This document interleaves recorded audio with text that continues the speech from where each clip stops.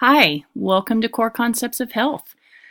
I'm JP Hornback. I'll be your professor for this course. I am very excited about getting started with you. There are a few things that I want to point out to make your work and your time in this class just as efficient and as beneficial as possible. So let's take a look at the Moodle site.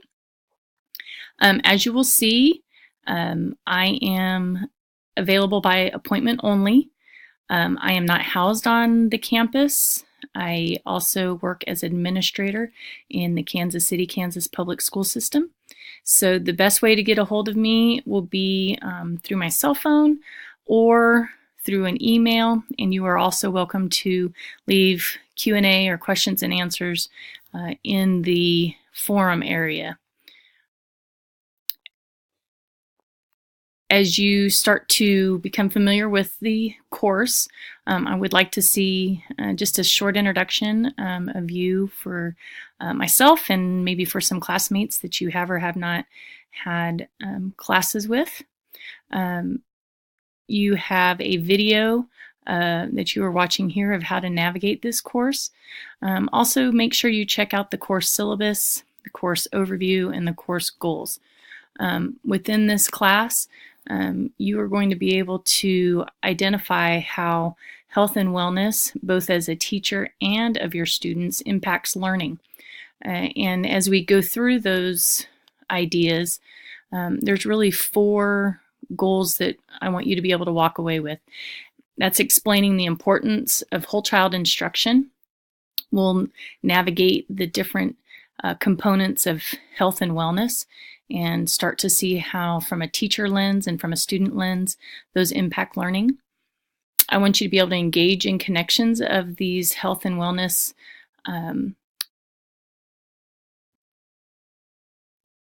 areas and be able to build those into a unit or a lesson.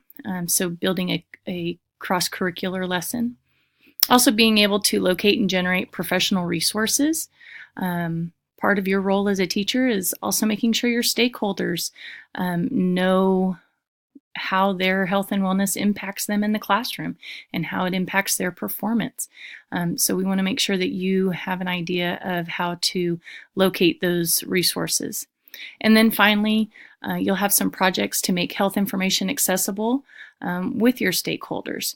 So when you have meet the teacher nights and PTA meetings and various events that you are able to share important information about how student health and wellness impacts their achievement, you will already have some tools in your toolbox to be able to do that.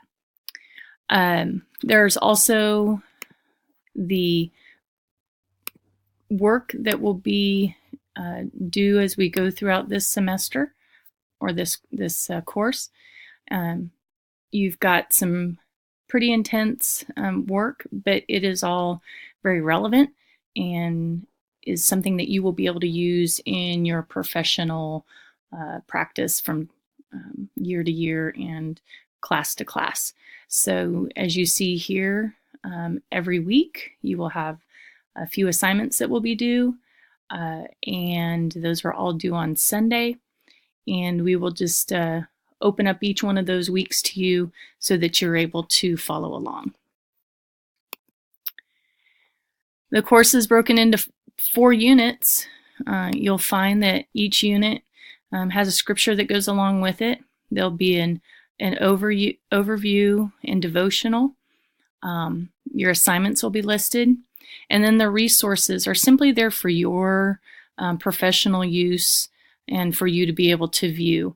There's nothing that is required of the resources. I just want you to be able to have kind of a toolbox that you can dip into within each unit for extra readings, perhaps even finding professional organizations that might support what those units are covering. Research articles, maybe some additional websites. And again, resources are simply just things for your use. That's it pretty much for the do's and don'ts. I would encourage you to make sure that you stay on top of your coursework, ask lots of questions. I will provide feedback and information, but the most important thing is that you look to share your experiences and anticipate what your learners will need in order to be successful. The thing I like to remind my students is that you can't be wrong in this class as long as you back your claims with evidence of personal experiences and detailed accounts of why you are explaining your claim in your work. Have a wonderful class experience and happy learning.